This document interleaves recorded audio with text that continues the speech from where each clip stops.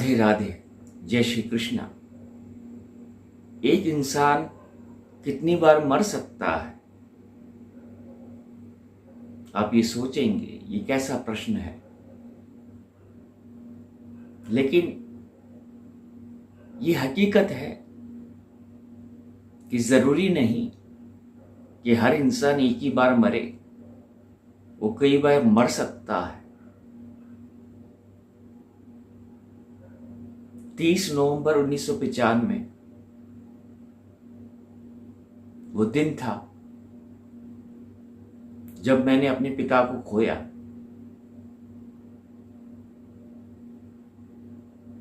वो ऊपर से नीचे गिर गए थे। उन पर नेगेटिव एंटिटीज का अटैक हुआ था।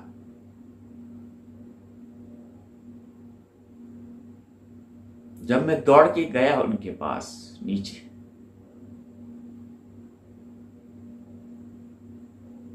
तो वो मुझे ऐसे देख रहे थे।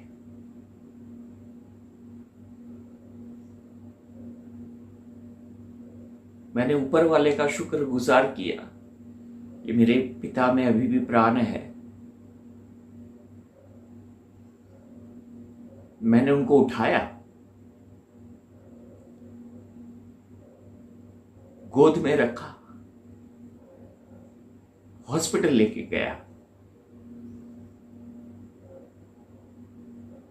हॉस्पिटल के सफर तक मेरे पिता मुझे देख रहे थे। सिर्फ वो बहुत कुछ बोलना चाहते थे, लेकिन बोल नहीं पा रहे थे। और फिर जब हॉस्पिटल पहुंच गए तो 10 मिनट के बाद डॉक्टर ने कहा कि आपके पिता नहीं रहे। मैं बहुत चीखा चिल्लाया। मैंने कहा मेरे पिता को कुछ नहीं हो सकता है।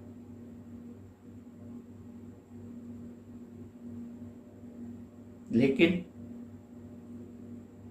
वो सत्य नहीं था।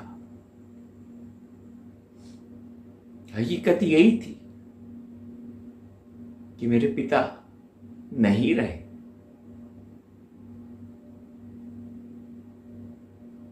उनके जाने के बाद मैं बहुत तड़पता था अंदर ही अंदर, बहुत तड़पता था। और फिर मेरी तड़प उनकी आत्मा तक पहुंची और वो फिर सपने में आने लग गए। वो जब वो सपने में आते थे तो मैं उनसे गले लगता था और चीख चीख कर रोता था। वो भी रोते थे,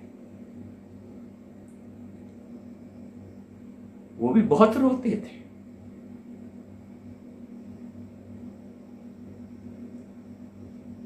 क्योंकि जरूरी नहीं है कि जो इंसान आपके सामने है, जो जिंदा है, वो आपकी भावनाओं को समझ सके, आपसे जुड़ सके, आपसे प्रेम करता हो। जरूरी नहीं है। तो जब इस संसार में कोई नहीं मिलता है तो आपकी आत्मा जिससे जुड़ी हुई होती है वो फिर आती है आपके पास। आपके उस खालीपन को दूर करने के लिए, आपकी उस पीड़ा को दूर करने के लिए, क्योंकि उसे पता है कोई दूसरा नहीं कर पाए।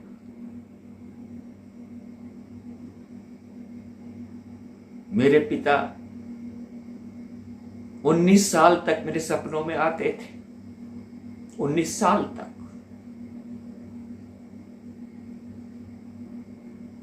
और मुझे ये भरोसा दिलाते थे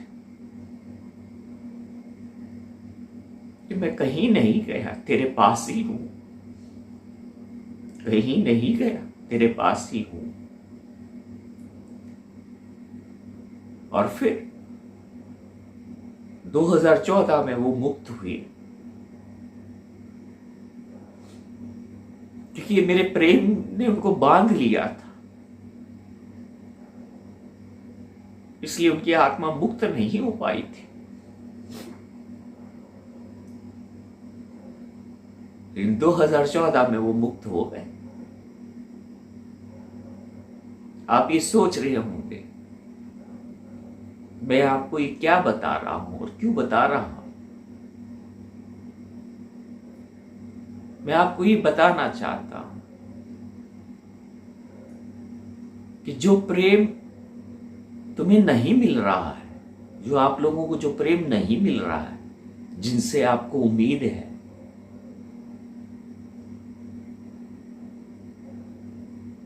तो वो उम्मीद ना लगाएं उन पर,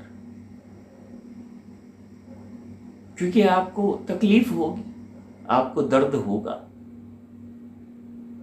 इससे अच्छा वो उम्मीद ईश्वर में लगाएं। आप जिससे भी जुड़े हैं उसमें लगाएं, क्योंकि फिर वो तकलीफ नहीं देता है, वो तकलीफ नहीं देता है। वो तुम्हें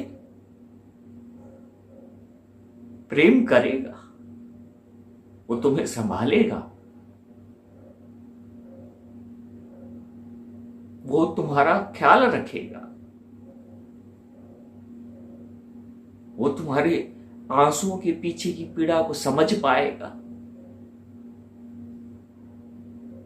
वो तुम्हें कभी ये नहीं कहेगा कि तुम बदल जाओ, नहीं, वो तुम जैसे हो तुम्हें उसी रूप में स्वीकार करेगा।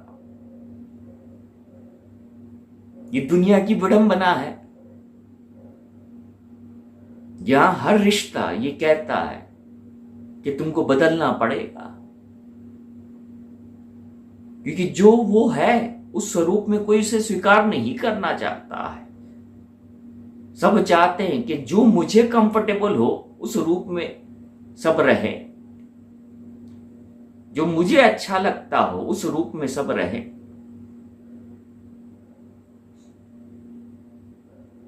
जब मैं YouTube की वीडियोस बनाता हूं, तो आपने कई बार देखा होगा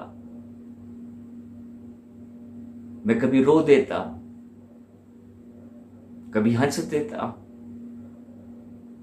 कभी गुस्सा भी करता हूं आपके ऊपर, कभी नाच लेता हूं, मगन हो जाता हूं, क्योंकि मेरे अंदर ये भाव ईश्वर ने दे दिया है कि ये जो तेरा परिवार है ना अमराज, वो तुझे उसी रूप में स्वीकार कर रहा है जिस रूप में मैंने तुझे स्वीकार किया है। तुझे बदलने की आवश्यकता नहीं है, तुझे बदलने की आवश्यकता नहीं है। और मैं आज आपसे कहता हूं, ऐसा कोई भी इंसान है आपकी जिंदगी में, ऐसा कोई भी रिश्ता है आपकी जिंदगी में जो आपसे कहता है कि तुम्हें बदलना पड़ेगा मेरे लिए, तो आप फिर समझ जाओ वो रिश्ता नहीं है, वो फिर कुछ और है। वो प्रेम नहीं है, वो फिर कुछ और है। क्योंकि जो तुम्हें सच्चे दिल से चाहेगा वो तुम्हें उसी रूप में स्वीकार करेगा जो तुम हो। वो तुम्हारी अच्छाइयों के साथ भी तुम्हें स्वीकार करेगा और तुम्हारी बुराइयों के साथ भी तुम्हें स्वीकार करेगा। मेरे श्री कृष्ण ने, मेरे श्री हरि ने मुझसे एक बार भी नहीं कहा कि तू यहां पर बुरा है, नहीं। उसने हमेशा मुझसे ये कहा तू जो भी करता है मुझे बड़ा अच्छा लगता है, बड़ा अच्छा लगता है। इसलिए मेरी नजर से देख, इस दुनिया की नजर से मत देखना कभी भी अपने आप को। और यही कहना चाहता हूं, अगर देखना है अपने आप को तो दुनिया की नजर से मत देखना, क्योंकि वो तुम्हें हकीकत नहीं दिखाएगी, वो तुम्हें फरेब दिखाएगी, झूठे दिखाएगी। देखना हमेशा उस ईश्वर की आंखों से, क्योंकि जब तुम उसकी आंखों से देखोगे अपने आप को तो तुमसे ज्यादा प्यारा फिर इस दुनिया में और कोई नहीं होगा।